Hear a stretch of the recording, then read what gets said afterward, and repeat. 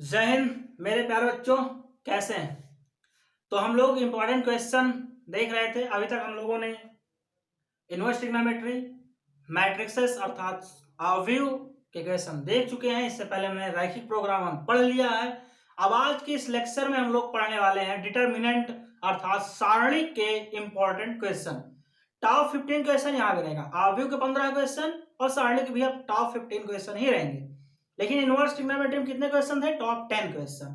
और ये बहुत ही महत्वपूर्ण और इंपॉर्टेंट क्वेश्चन है। एकदम से ध्यान दें और सीरियस होकर इनको पढ़ें। 100% कह रहा हूं, यहीं से क्वेश्चन आएंगे और कहीं से नहीं आएंगे। ठीक है, आइए क्वेश्चन शुरुआत करते हैं डिटर्मिनेंट का, सारणिक का। भाई सारणिक, और जिसको आव्यूह आता है उसको सारणिक भी आएगा, क्योंकि दोनों एक दूसरे में इंक्लूड होते हैं। बहुत सारी चीजें हैं। चलिए आइए क्वेश्चन नंबर 1 की तरफ चलते हैं। क्वेश्चन नंबर 1 आपके स्क्रीन पर मैं लिख रहा हूं भाई। और क्वेश्चन कुछ ऐसा है, x माइनस 1, x प्लस 1 और x, इनका आपको निकालना है मान ज्ञात करें। यानी क्या करना है? Find the value of this determinant. कौन सी डिटर्मिनेंट? जो आपके स्क्रीन पर दिख रही है। क्वेश्चन नंबर दूसरे की ओर चलते हैं। अगर हम कह दें एक डिटर्मिनेंट को रिप्रेजेंट करते हैं डेल्टा से, आपको यह भी पता होना चाहिए। अगर डिटर्मिनेंट बराबर 0 माइनस का साइन अल्फा कॉस अल्फा, उसके बाद अगर बात करें दूसरे वाले कॉलम की तो साइन अल्फा 0 कॉस अल्फा, तीसरे कॉलम की बात करें माइनस का cos alpha sine alpha sign beta और 0, और यहां जो कॉस अल्फा है इसको हम साइन कॉस बीटा कर देते हैं। इनका भी हमें क्या निकालना है भाई? मान निकालना है। क्या निकालना है? मान ज्ञात करें, अर्थात find the value of this determinant which is shown in your screen. Please attention this question and these question, because it's a very important, most important question for your board examination. So please guys attention. चलिए आइए तीसरे question की ओर बढ़ते हैं। तीसरा question है आपका, यदि if a is equal to matrices 1 4 2 4 2 2, then दिखाइए। क्या करिए? सोन करिए। सोन दिखाने का मतलब है शो करना है। दिखाइए, क्या दिखाना है भाई? दिखाना है कुछ। 2a is equal to 4 mod a, ये प्रूफ करना है।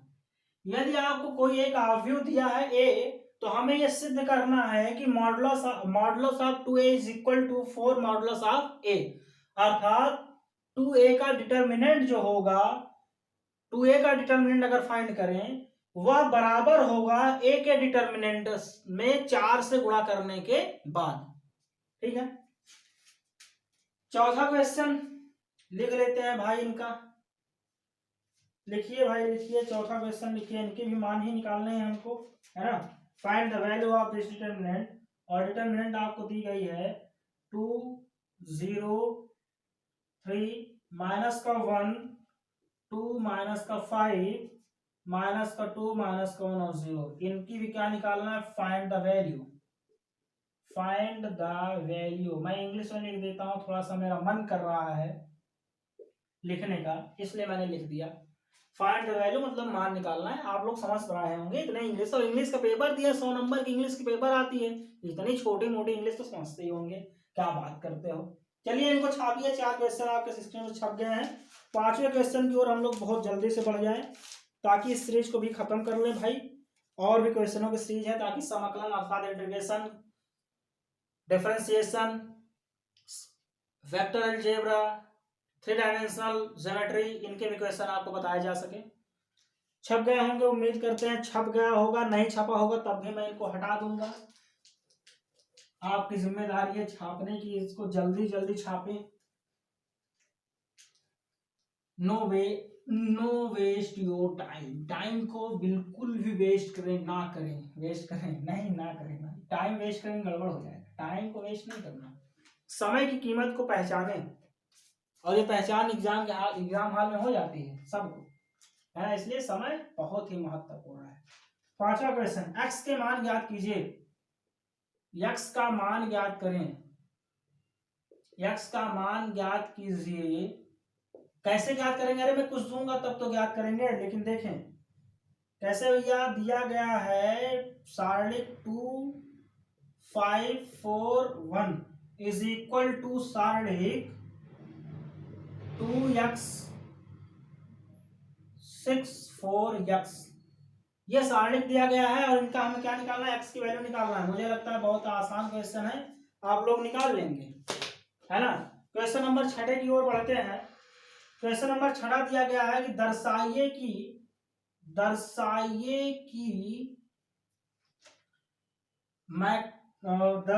कि determinant a plus 2x x b plus 2y और y, इसका तीसरा कॉलम है c plus 2z and z is equal to 0।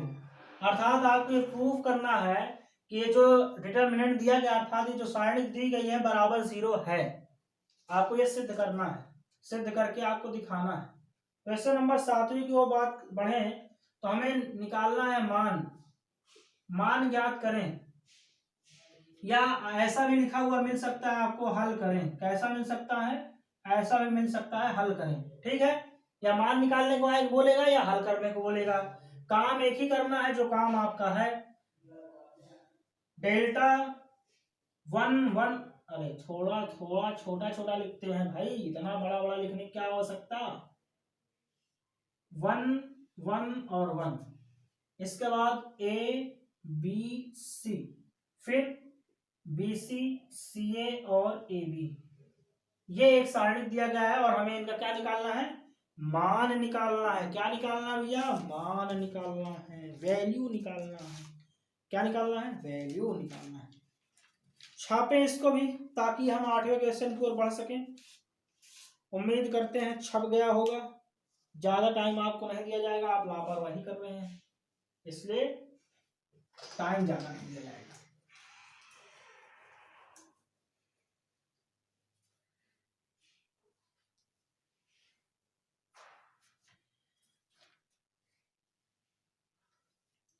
Question number 8वां आपके स्क्रीन पर मैं लिख रहा हूं, गुणधर्मों का प्रयोग करके सिद्ध करें, गुणधर्मों का प्रयोग करके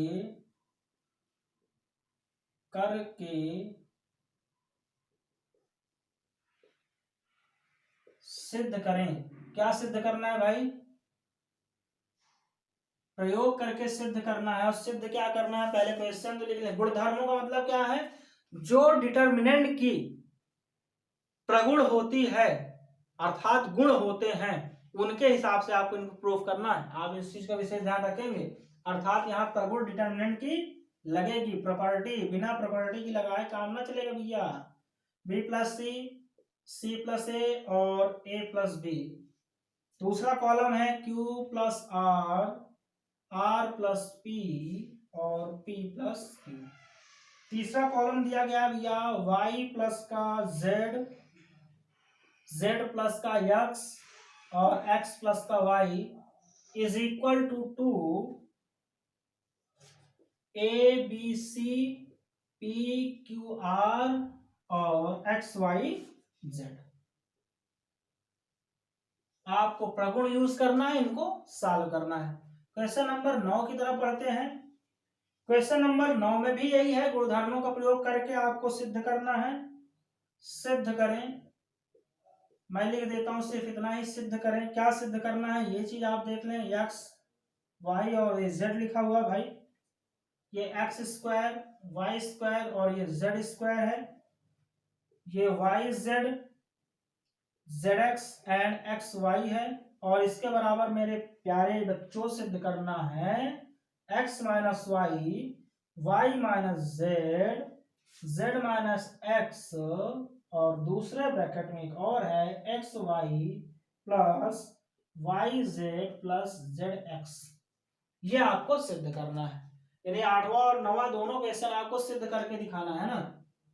अब आप सोच रहे हैं सर इतने टफ टफ क्वेश्चन आप दे दिए हैं। अरे भैया ये टफ नहीं है बहुत ज्यादा, अगर आप ऐसे क्वेश्चन को प्रैक्टिस नहीं करेंगे तो भी तो दिक्कत है। अब मैं आपको हलवा क्वेश्चन दे दूं, लो भैया ये एक स्टेप सॉल्व के साथ दूसरा स्टेप दूसरा क्वेश्चन, अरे तो इतना इजी क्वेश्चन करने से क्या मतलब है। मैं आपको अभी खुश कर दूं एग्जाम में जाके आप बैठ के रोए, अरे यार आया ही नहीं बहुत टफ आ गया। तो पहले आप प्रैक्टिस अगर आप अच्छी करके जाएं, वहां इजी मिल जाए तो वाह वाह है। इजी क्वेश्चन हर एक बच्चा कर लेता है, नॉर्मल से अगर क्वेश्चन रहेगा तो हर एक बच्चा कर लेगा, उसमें कोई बड़ी चीज थोड़ी ना है। मुसीबतें तो तब आती हैं जब पेपर टफ बन जाता है, तब मुसीबत आ जाती है। तो आप प्रैक्टिस उस लेवल की करके जाएं ताकि आपका पेपर अच्छा हो, मुश्किल आए तो भी इजी आए तो अच्छा होना ही है। चलिए इनको नोट करें, अगले क्वेश्चन की ओर बढ़ते हैं। क्वेश्चन नंबर 10वें की ओर बढ़ते हैं और क्वेश्चन नंबर 10 आपके स्क्रीन पर बहुत जल्द उपलब्ध होने वाला है। चलिए आइए, क्वेश्चन नंबर 10 दिया है कि दर्शाइए कि बिंदु, क्वेश्चन नंबर 10 दिया है दर्शाइए कि बिंदु ए, बिंदु दिए हैं 2-3 देख लेते हैं। क्या दिया है, ए कॉमा बी प्लस सी, बी जो दिया गया है वो है ए कॉमा बी प्लस, ये जो दिया गया है B comma C plus A, और सी बराबर पॉइंट दिया गया है सी कॉमा ए प्लस बी, संरेख हैं। क्या है भैया, संरेख हैं। संरेख होने का मतलब है तीनों एक ही लाइन में स्थित हैं। संरेख होने का मतलब क्या होता है, संरेख होने का मतलब है कि तीनों पॉइंट एक ही लाइन पर स्थित हैं, ये कहलाते हैं संरेख। अगर 3 पॉइंट दिए गए हैं, ये तीनों पॉइंट एक ही क्या है, एक ही रेखा पर स्थित हो जाए तो संरेख पॉइंट कहलाते हैं। तो आपको ये सिद्ध करना है, और आप सिद्ध कैसे करेंगे, त्रिभुज के नियम से। जब आप सारणिक पढ़ते हैं तो उसमें आपको त्रिभुज का क्षेत्रफल निकालना बताया जाता है, उसी फार्मूले का यूज करें और ये हमें सिद्ध करना है। अगर त्रिभुज का क्षेत्रफल 0 आ जाए, त्रिभुज का क्षेत्रफल क्या आ जाए, अगर इनको हल करने के बाद त्रिभुज का क्षेत्रफल 0 आ जाए तो इसका मतलब है कि वह दिए गए पॉइंट संरेख हैं। समझ रहे हैं, दिया गया पॉइंट कैसा है, संरेख है। तो त्रिभुज के क्षेत्रफल से इनको निकाल लेंगे। तो त्रिभुज का क्षेत्रफल आप लोग कक्षा 9 में कक्षा 10 में बहुत अच्छे से पढ़े हैं, सेम वही फार्मूला लगना है, कोई और फार्मूला यहाँ पे लगना नहीं है, फार्मूला एकदम याद रखेंगे। चलिए ठीक है भाई, अगर 10 क्वेश्चन हो गए हैं तो 11वें क्वेश्चन की ओर बढ़ लिया जाए, और मैं 11वां क्वेश्चन भी इसी से मिलता जुलता दूंगा। और क्वेश्चन देखिए क्या है, यदि शीर्ष 2 कॉमा -6 5 कॉमा 4 और k कॉमा 4 वाले त्रिभुज का क्षेत्रफल 35 वर्ग इकाई हो तो k का मान बताओ। क्या करना भैया, k का मान बताना है। अर्थात शीर्ष 3 दिए गए हैं, 3 शीर्ष दिए गए हैं, 3 वर्टेक्स दिए गए हैं 2 - 6 5 4 और k 4, और उस ट्राइंगल का हमें एरिया दिया गया है। एरिया कितना दिया गया भैया, 35 वर्ग इकाई, स्क्वायर यूनिट दिया गया 35 स्क्वायर यूनिट। तो हमें क्या निकालना है, k की वैल्यू निकालना है। वैल्यू किसकी निकालनी है, k का मान बताना है, k इन भाई साहब की वैल्यू बताना है k का। तो अब आप निकाल सकते हैं, त्रिभुज का क्षेत्रफल ही आप ऐसे लिखेंगे। देखो मैं थोड़ा हिंट दे देता हूं, ये बनाया हमने त्रिभुज, और हमने लिखा इनको ए और इनको बी इनको सी। वर्टेक्स आप दर्शा दे 2 -6 5 4 और यहाँ पे k 4, यानी कि अगर आप डिटर्मिनेंट बनाए तो क्या बनेगा 2 - 6 5 का 4 और k 4, उसके बाद 2 - 6 और भी लिख लेंगे, हाफ लगा लेंगे। अब आप इन्हीं को सॉल्व कर लें, आपका आंसर आ जाएगा त्रिभुज का क्षेत्रफल। और क्षेत्रफल बराबर 35 दिया है, तो 35 दिया है, जब आप इनको गुणा भाग करेंगे k की वैल्यू वहां से निकल आएगी। समझ पा रहे हैं। और ऐसे ही इसका 10वां क्वेश्चन भी सॉल्व करेंगे, जहां से आपको संरेख पॉइंट मिलने वाले हैं। समझ रहे हैं बातों को। क्वेश्चन नंबर 12 की ओर बढ़ते हैं। क्वेश्चन नंबर 12 दिया गया है भाई, एक सारणिक दिया गया है और इस सारणिक में हम बात करेंगे, क्या बात करेंगे वो मैं बता रहा हूं। 2 6 1 ये इसके एलिमेंट हैं, 3 0 और 5 5 4 माइनस का 7। इस डिटर्मिनेंट की मुझे कुछ निकालनी है बेहतरीन चीजें। क्या निकालनी है कि अवयवों, अर्थात कौन, इस सारणिक के अवयवों के उपसारणिक उपसारणिक और सहखंडज निकालिए। और सहखंडज, सहखंड मान निकालिए, सहखंडज निकालिए, सहखंड मान निकालिए, सहखंड मान निकालिए, मान निकालिए। सहखंड और उपसारणिक तो आप समझ ही रहे हैं, इनको आप निकालिए भाई। इनको छापे तो क्वेश्चन आपका 13 14 और 15 3 क्वेश्चन और बचे हुए हैं, बहुत ही इंपॉर्टेंट क्वेश्चन। इसके बाद इसकी भी सीरीज की कहानी समाप्त हो जाएगी। नोट हो गया होगा उम्मीद करता हूं, आगे बढ़ जाए। नहीं नोट हुआ स्क्रीनशॉट ले ले भाई, इतना टाइम आपको मिल रहा है। और मैं तो ये कहता हूं पढ़ते वक्त आपके हाथ में पेन कॉपी होनी चाहिए। जब भी पढ़ने बैठे पेन कॉपी आपके हाथ पर होनी चाहिए, ताकि आप लिख सकें। चीजें लिखने के बाद जल्दी से याद होती हैं, रट्टा मारने से कम। अगर आप बैठकर केवल याद करते रहें तो हो सकता है आपको 100, अगर आपने, मैं मान लेता हूं आपने 4 क्वेश्चन पढ़ा है और आप केवल ऐसे पढ़ लिए हैं किताब खोल के, ठीक है, उसके बाद अगर आप अपने से बात करेंगे तो हो सकता है आपको 2 क्वेश्चन याद हो या 3 याद हो, या तो हो सकता है 1 ही याद हो। अगर चारों याद होंगे तो हो सकता है सही से ना याद हो, कुछ ना कुछ छूट जा रहा हो, ऐसा पॉसिबल होता है। लेकिन यदि आप रफ पेन लेकर बैठ जाएं, पढ़ते जाएं और उनको थोड़ा थोड़ा लिखते भी जाएं रफ में, एक रनिंग हैंड राइटिंग पर, तो मैं आपको गारंटी दे सकता हूं अगर आप 4 क्वेश्चन पढ़ेंगे चारों आपको याद रहेंगे, चारों आप क्या रहेंगे, याद रहेंगे। लिखने से आपका कंसंट्रेशन बढ़ जाता है। समझ पा रहे हैं, आपका कंसंट्रेशन इधर उधर भटकता नहीं, आपका मन, आप लिखते हैं तो आपका पूरा फोकस लिखने पर चला जाता है। जब आप लिखते हैं तो आपका दिमाग एक्टिव भी रहता है। पढ़ते समय आप केवल ऐसे किताब लेके पढ़ रहे हैं, पता चला हाथ दर्द करने लगा, उसको एडजस्ट करने लगे, फिर पता चला भाई गर्दन दर्द करने लगी है, थोड़ा सा और अच्छे से हो जाए, टेक ले लें, पता चला टेक ले लिए तो हो गया भाई। ये सारी एक्टिविटी होती रहती है। तो अगर आप लिखते रहेंगे एक पोजीशन बैठ के, आपको याद होगा, कंसंट्रेशन बढ़ेगा, आपका दिमाग और ज्यादा एक्टिव रहेगा, जिससे वो जल्दी से ज्यादा से ज्यादा चीजों को कैच करता है। समझ रहे हैं, इसलिए लिखने की आदत आप लोग डालें। चलिए क्वेश्चन नंबर कहां तक हो गया था भाई, 12 तक। क्वेश्चन नंबर 13 की बात करते हैं, और 13 में मैं लिखता हूं व्युत्क्रम ज्ञात करें, व्युत्क्रम ज्ञात करें, इनवर्स ज्ञात करना है। क्या ज्ञात करना है, इनवर्स, व्युत्क्रम ज्ञात करें। किसका व्युत्क्रम ज्ञात करना है, आव्यूह का। भाई अब आप सोच रहे सर आव्यूह कैसे आ गया, पढ़ तो सारणिक रहे थे, आव्यूह आ गया। आपको पता है जब व्युत्क्रम आव्यूह सारणिकों का निकालते हैं तो आव्यूह से, आव्यूह के द्वारा सारणिक का व्युत्क्रम निकाला जाता है। पता है कि नहीं, पता है। चलिए एक क्वेश्चन इसमें और है, 1 0 0 2 2 0 एंड 3 4 5।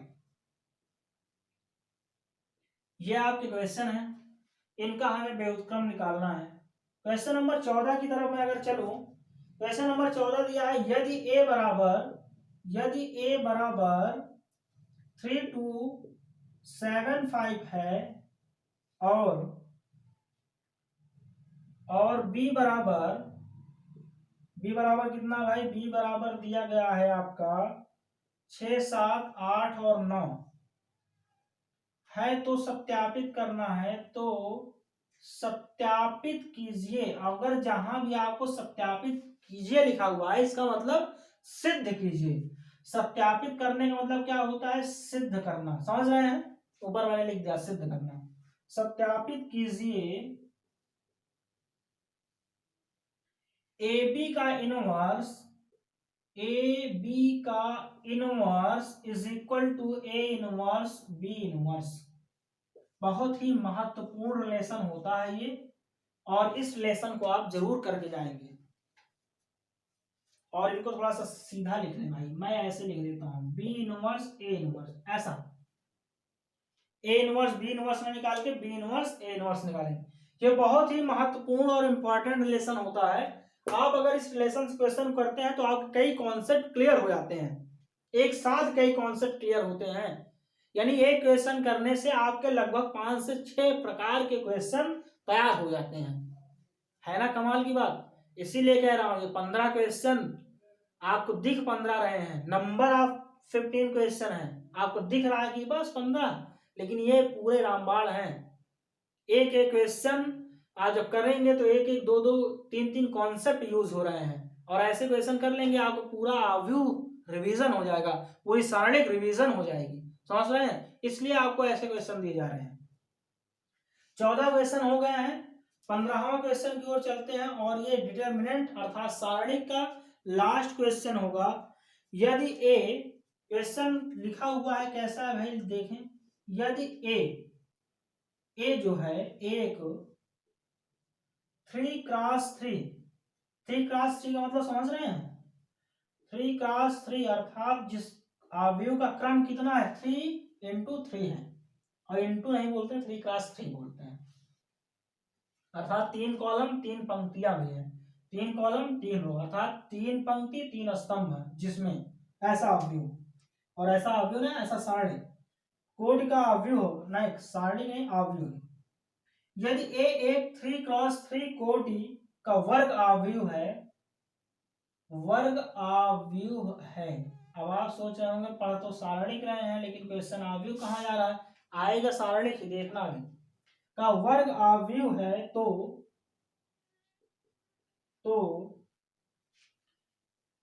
एडज्वाइंट ए ज्ञात करना है,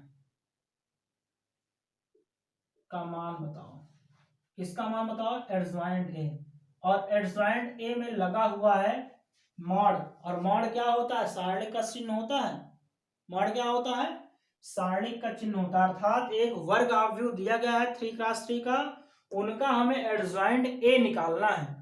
एडज्वाइंट ए आप निकालेंगे, इनवर्स आप निकालेंगे, तो कई क्वेश्चनों की सीरीज बन जाती है कि नहीं बन जाती है, बन जाती है, कई सारे प्रगुण, कई सारी आपकी प्रॉपर्टी यूज हो जाती है, समझ पा रहे हैं। इसीलिए आपको इस प्रकार के क्वेश्चन दिए गए हैं। ये टॉप 15 क्वेश्चन आपके सारणिक के रहे, और टॉप 15 क्वेश्चन अगर आप पढ़ लेंगे, इतने क्वेश्चन आप पढ़ने के बाद आप बिल्कुल बेफिक्र हो जाएं, आपका पेपर बहुत अच्छा होगा, और इन्हीं 15 क्वेश्चनों में से आपके सारणिक के क्वेश्चन आ जाएंगे। जो 15 क्वेश्चन मैंने आव्यूह बताए वो 15 में से आव्यूह भी आ जाएंगे। इनवर्स के जो क्वेश्चन बताए, इनवर्स ट्रिग्नोमेट्रिकल फंक्शन के, वहां से भी आपको क्वेश्चन आ जाएंगे।